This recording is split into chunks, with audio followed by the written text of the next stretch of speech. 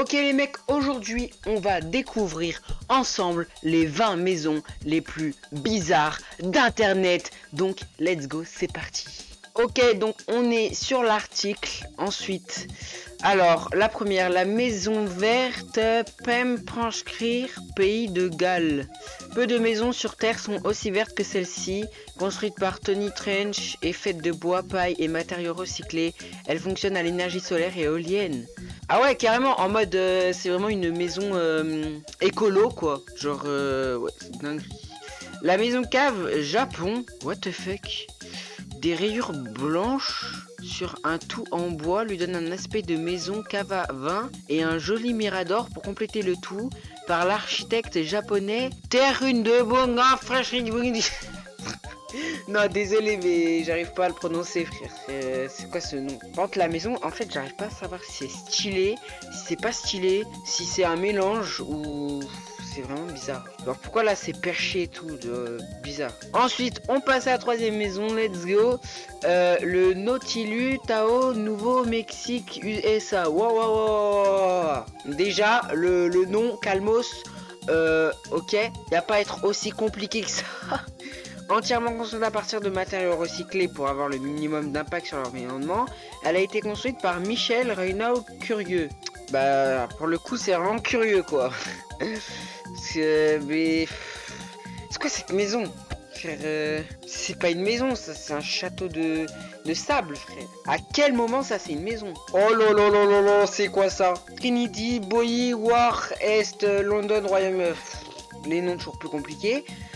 Des conteneurs en guise de maison, c'est ce que vous pouvez voir à East London où une communication entière habite ces boîtes de métal. Mais t'imagines, t'habites là? Mais frère, mais... oh, mais l'horreur en vrai, l'horreur. Comment tu peux vivre là, tu vois? Genre, moi j'aimerais pas du tout. Comment tu peux vivre là-dedans? Comment? Dites-le moi, hein. Comment? Maison de Hobbits Bets by Afrique du Sud. Une maison qui sort tout droit d'un roman de Tolkien, mais en Afrique du Sud, pourquoi pas? Alors, la maison, en fait, j'arrive pas à savoir si c'est bien, si c'est pas bien. Je suis vraiment mitigé sur les maisons, genre, je me dis, mais c'est quoi ce bordel? C'est quoi ça? C'est quoi ça? Quand même, on n'est plus les mots, carrément, je vais tomber mon micro, ça y est. Bon, non mais moi je me casse, c'est bon, j'abandonne carrément. J'abandonne, allez, ciao. Ciao les mecs. Non, quand même pour la vidéo je vais revenir parce que bon, quand même, hein, on fait son taf pas à moitié nous ici. Donc voilà, hein. Bref, on passe à la prochaine maison et qui est le village de San Toyed. Toujours plus compliqué les maisons. Dis donc, un village de vacances abandonné au nord de Tawain, construit dans les années 60 spécial. C'est quoi ce truc? C'est quoi ce truc sérieux les mecs? Non, sérieusement. C'est quoi ça, frère?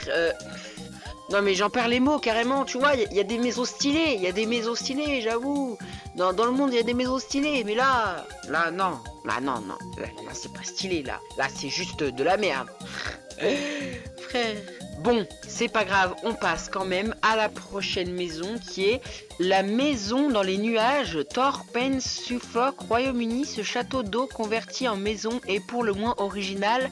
Lorsque le village a été approvisionné par le circuit d'eau national en 77, la construction a été reprise pour Henry Fair, une curiosité architecte. En gros, c'est juste une tour, là, y a pas de... y a rien, frère, c'est juste une tour, normale, comme on voyait à l'époque, quoi. Regardez, c'est juste une tour, voilà. Rien de plus qu'une tour. Magie. Mais...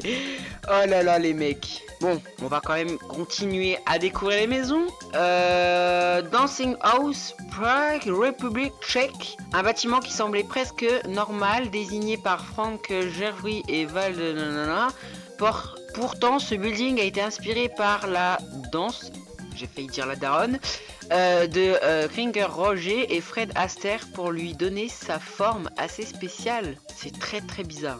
À quel moment c'est comme ça? Mais c'est vraiment... genre on dirait, d'où son nom finalement, Dancing House, maison qui danse. Et vraiment elle est en train de danser la maison à la fin. La maison Tortus, Sopot, Pologne, désignée par l'architecte polonais Santos et inspirée par la fable de Jean Merci rectangulaire, ce bâtiment est devenu l'un des monuments les plus photographiés du pays. J'avoue que ça a son charme et que bah finalement ça c'est quand même stylé quoi. Mais bon, voilà. Après j'avoue que c'est quand même un peu bizarre parce que le bâtiment il est tout tordu, mais bon, on passe à la prochaine maison.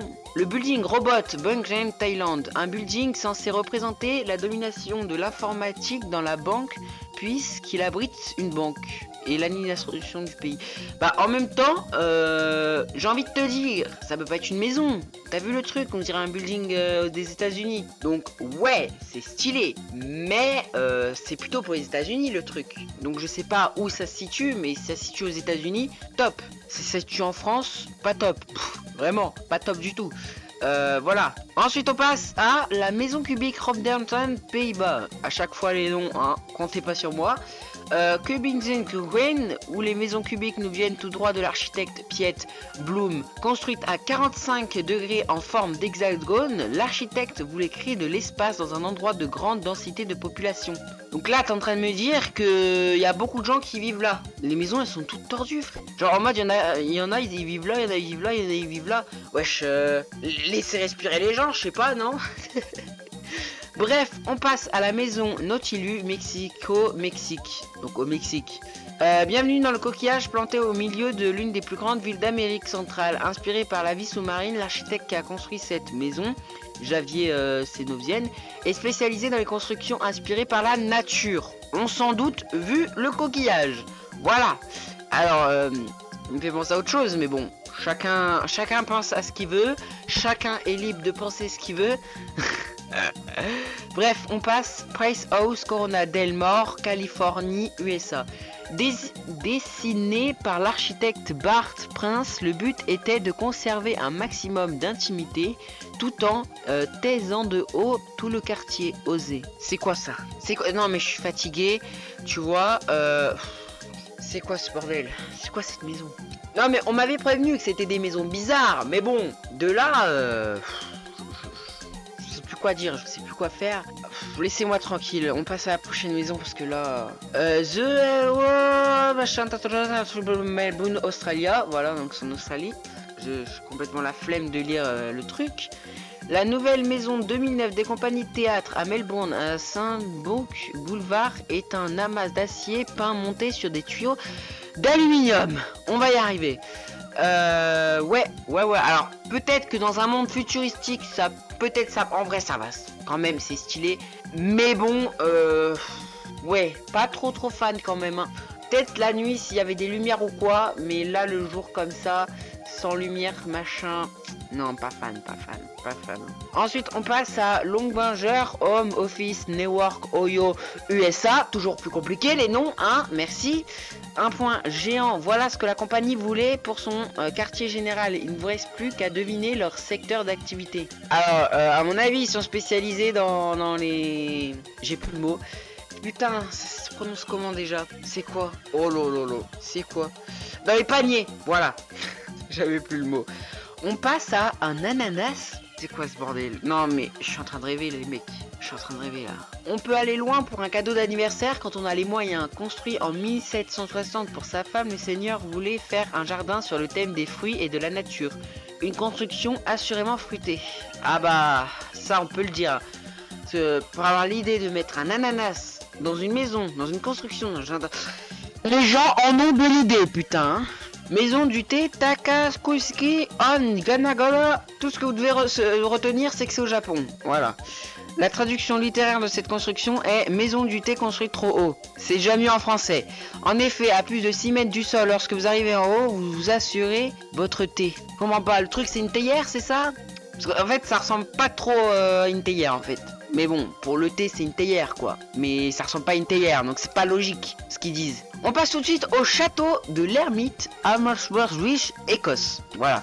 Un petit château de ciment dans le pays des châteaux. La phrase n'a aucun sens. Bref, par l'architecte David Scott en 1950, constitué d'une seule pièce avec un lit et une cheminée, il est utilisé par les randonneurs occasionnels. Alors, c'est pas un château là, à la limite pour les Minimoys. Mais je suis désolé, mais j'en remets pas un pied là-dedans. À la limite, c'est le château de sable que tu trouves à la plage. Mais c'est pas un château ça, sinon. Hein. Bon, On passe à une chaussure. De mieux en mieux. Construite par un vendeur de chaussures Malum Owen en 1948 pour se faire de la publicité, la maison abrite le salon dans les doigts de pied. D'accord. Une cuisine dans le talon. Ah ouais, oh là là, je suis fatigué moi. Et 2 chambres au niveau de la cheville. Alors, j'ai envie de vous dire, qui a eu la putain d'idée de construire une chaussure en maison? C'est pas possible d'avoir des idées comme ça. Tu peux mettre une chaussure à ton pied, mais de là à y vivre dedans, comment c'est possible? Comment c'est possible? Moi j'abandonne. On passe à la dernière maison. Ça m'a donné trop mal à la tête là, ça y est. Le Rooftop Mountain Play Palace Beijing Chine, un immeuble de 26 étages abrite un rooftop plutôt curieux, apparemment construit illégalement dans une des plus grandes villes de Chine. Surprend sûrement des nostalgiques de la montagne. Mais y a rien de bizarre là-dedans. Pourquoi c'est le premier? À la limite la chaussure, ok, mais là, le truc Rooftop Mountain, je sais pas quoi. Y a rien de bizarre. C'est quoi ça? Y a absolument rien de bizarre. Bon bah voilà les mecs, c'est la fin de cette vidéo, j'espère qu'elle vous aura plu. Moi, elle m'a vraiment cassé la tête, j'ai appris plein de trucs intéressants. Et bah voilà, aujourd'hui je vous le partage. Et moi je vous dis bye bye pour une prochaine vidéo. C'était Azur. Bye. Toujours plus gênant les intros moi.